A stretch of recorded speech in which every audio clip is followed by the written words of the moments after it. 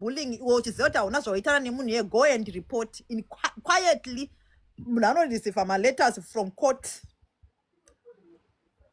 Okay. Ukunzwa? Munhu anoreceive ma-letters from court. Okay. Makia mota ari mota. Ukunzwa? Munhu kana kuri kunzi it's about vana hapana mubereki anofarira mwana wake kuti atukwe. Even inini Lee haana kubuda mandiri, but Lee is my child. Zvinotondirwadza. But at the end of the day ndinotarisa munhu ari kutuka mwana wangu wacho kuti akaita sei his go first.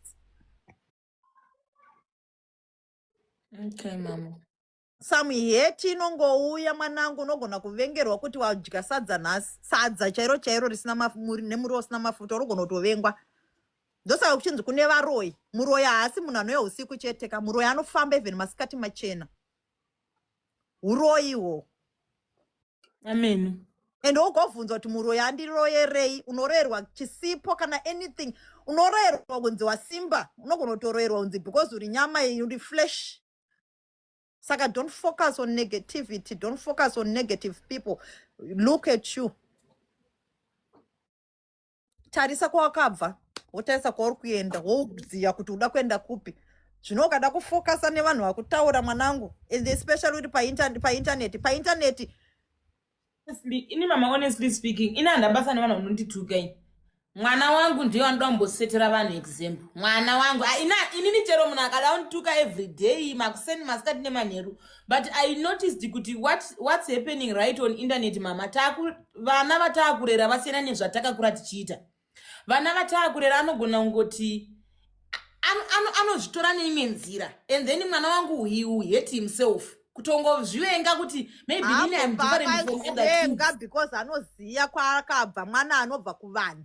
Lee hatitadze kurera Lee isusu tinomudzidzisa chinonzi kuchivanhu.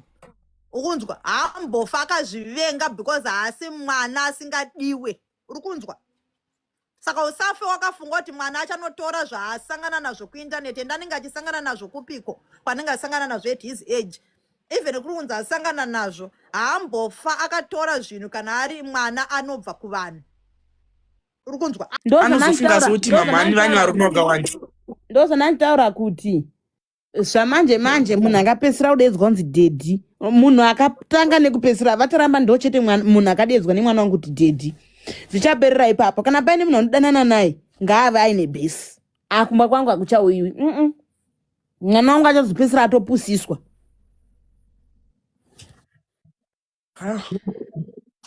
Mwana wangu achatozopesera apusiswa because handingangoti munhu wese anodanana naye ndounza kumba. So far vanhu vandakaunza kumba, but one wacho handinotombobvira ndaudza Lee anongonzi angu kubva kudhara kusvika tisiyane. Munhu anga anzi dedhi nemwana wangu ndo vacharamba. But ado munhu wanhasi ado munhu wanhasi.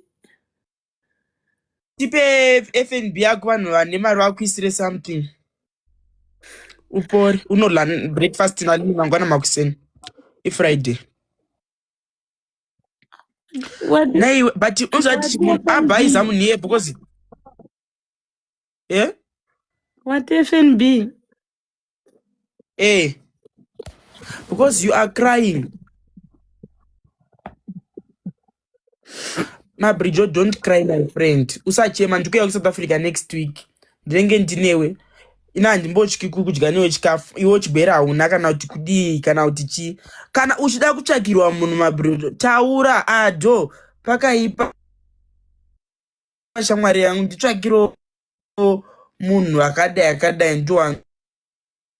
Andisuda munhu ado, andisuda munhu, I'm okay. Ndaona status yako chi? Status yedu nemunhu andibhadharisa bill. Asi mabrijo nasadaro manje watoti hauna kachigwera. I don't really going through a lot.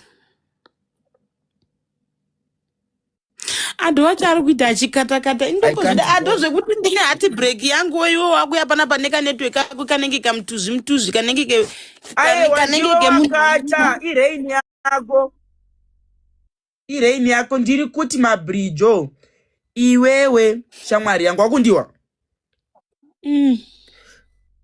ukundiwa ndikuti munhu yasi wako chaichai mwari vachakupa because munhu angangochachiya muupenyu hwako wakutokubvunza kuti inini ndobva ndakuudza kuti inini mabridge handitozivi zvematest izvi why handisati ndamboita sex I'm still a virgin saka zvoti ndiziva kuti chazonzi palaini chipi chazonzi chi kana kuti chi I'm 100% sure handina chigwere ona adoruziya chiri kunyanya kundirwadza wese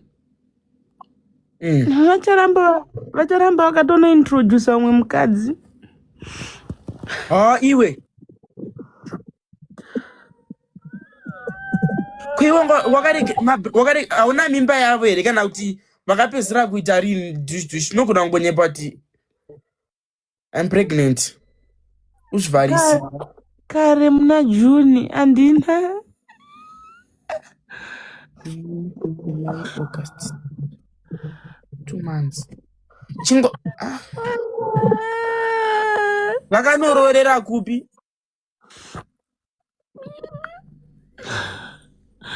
ando vacharamba vakatosiya mwana wangu akuti dedi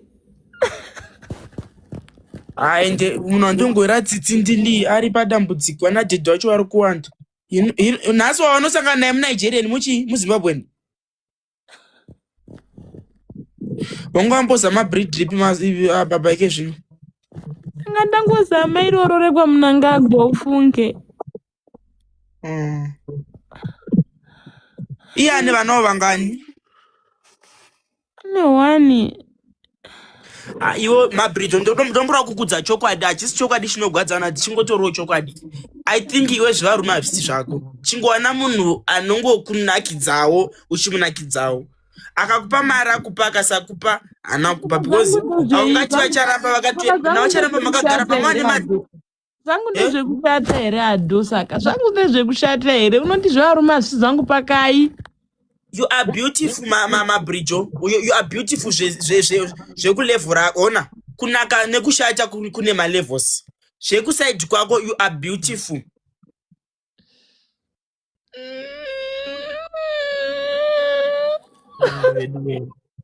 siya chema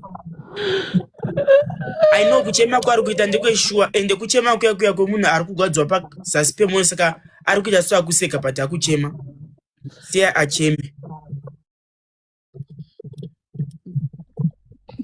siya acheme ado dai hangu ndanga ndangotestwa ndisina hangu kubhadhariswa bill ado nebill here ado nebill leo saka mpoyeso ukandigarisira panapa wabhadhariswa nebill futi atozondiudza ndafunga kuti maybe ari kujoka achiti wakarya madhara yakakwana dzedu vakomana vechidika ulumi mabridge misodzi yangu ndatobudawo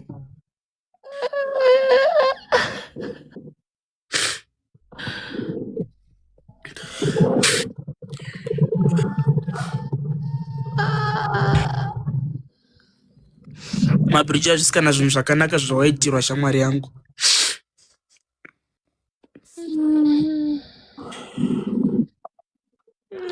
ndopora sei ndakakudza inini nange munhu akachema tears of joy yangu inotobudawo don't cry ne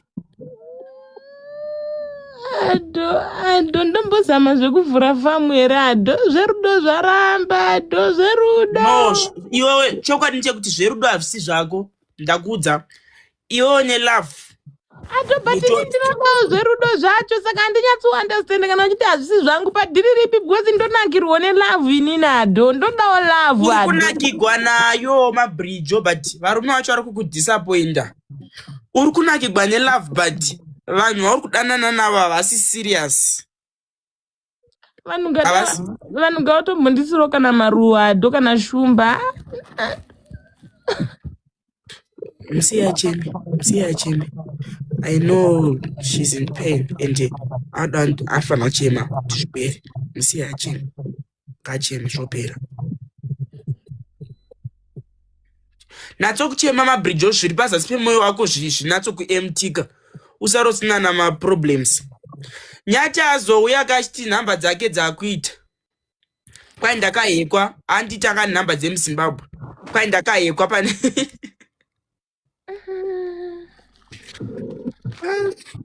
zvacho mabridge Adho vacharamba vakatonorora vamwe madha vane 69 years vekuchiredzi. iwe Ende vakabva varoora ticha anenge ivo chaiye. Adho ndiri kuzarirwa. ende maticha akaroora ananga achitozivirana mari dzepei kuti dzakamira sei. Wakambozvina here kuti maticha ndo ane mota ndo ane dzimba ameno mari iyoyo ndokona kuti vanhu vane njere dzinohlisa vaivai. Adho unonzwa chakandirwadza Adho vacharamba pavakaramba basa mujoni vakuenda kuZimbabwe. Kudai ndiri kutofunga kuti maybe tiri kunzwanana iwe vakutorora mai vamwe mai vane 69 years vekuchiredzi. Adho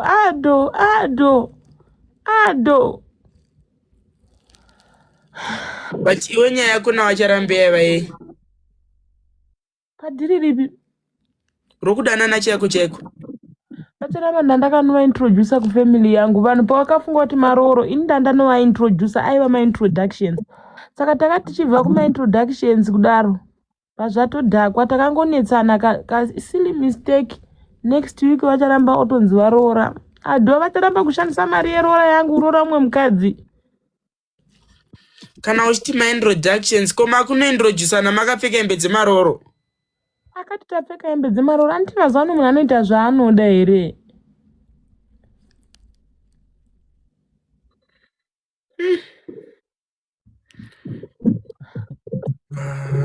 Adho munhu Kodheko naimi mabridge zvinongo ichizvona kuInstagram here chiko.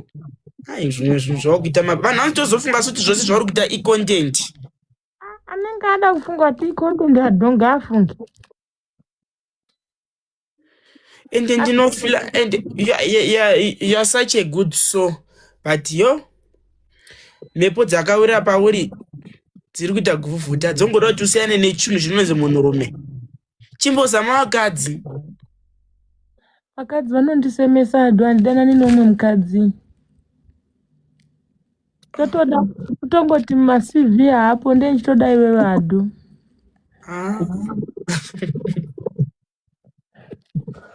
Mabridge manje ini nemanhangirikino andoita unozozvigona here? Adho I'm going through a lot shamwari. But mabridge zvichokwadi unoda ini. Adho ndokudiko munhu asingatoziva kuti uri mukadzi here kana kuti uri murume. Adho ini handidi ngochadi. Uya rikuno Adho. Tationa mabridge tikakurepai panapa munomanya noripota kumapurisa. Ndakaripiwa naAdho. Adho yako haitoshandi inoshanda kana una vamwe varume. Haisi hayo problem but izvozvo zvino kutozvifarira wai. Vasikana venyu imimi. Handimoziva kuti zvisikana zvenyu imimi muri mukudani nevasikana venyu ikoko. Vanotoda vanhu vane mbiri. Varimo muinbox vasikana venyu moti kunakigwa navo. Vasikana venyu mabhebhe enyu. Dzinotochekwa panapa serious zvekutodaro but hatizongobvunzi kuti mufesi wako ndeupi. But nyaya ndeyekutoti mabhebhe enyu amwe acho tikutomaona mucomment section tikutoseka nawo. Uri kucheka Adho havasi mabhebhe avo. Uri kucheka vakomana vedu. Adho utori necrush navacharamba ivo.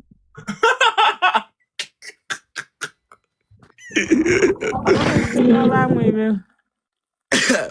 Aiwa izvozvo hazvina basa hazvo but dzochekwa dzinochekwa ano dzinochekwa dzochekwa ano dzinochekwa dzochekwa. Ndingazvigona guys, ndingazvigona zvamunofarira zvese nezvamusingafariri muno muZimbabwe. Mumwe nomwe anotoita zvaanoda nebhodhi yake. Adho ndakakupa namba dzavacharambere umbovafonera.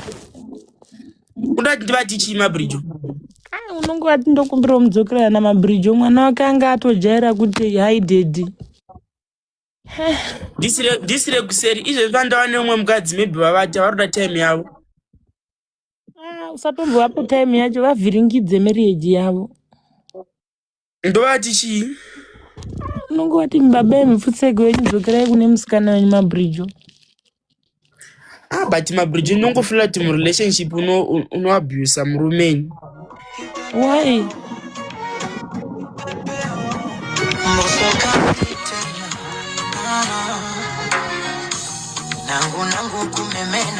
Mabridge leo chigara wakadai wakarogwa nemwana weminista. Ini this time kana zvekurorwa nemwana waminista zvaramba ndombozama zvekuenda un'anga.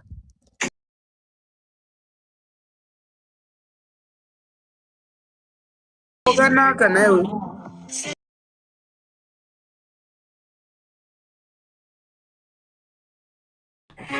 Kana iwewe uchimwa maashwaganda guys, handisina hangu unyepa hangu kandogona kungoluka wange ndiri okay, but ina guys, I'm going through a lot. Ina handisi okay at the moment. I'm going through a lot, guys. I know Mabridge, I know, but wrong. Ndogona hangu kungoluka wange ndiri okay, but handisi.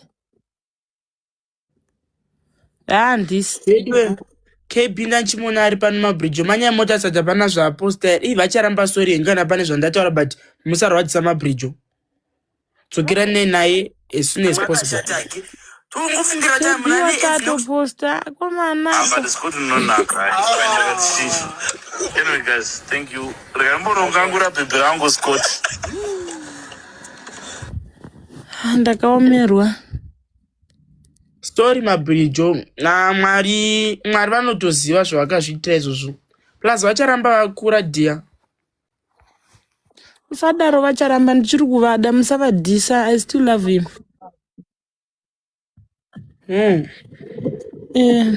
But you uchizoti usisidi ane nothing drop unoda murume ari nani kuti akuise palevu but tombi yemashuwa tombi inazviola adoina handisi okay, handisida unyepa. Hai